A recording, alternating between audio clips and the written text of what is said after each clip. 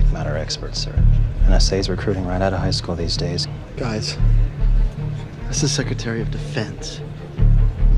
I am so underdressed. Ladies and gentlemen, Secretary of Defense. Please be seated. I'm John Keller.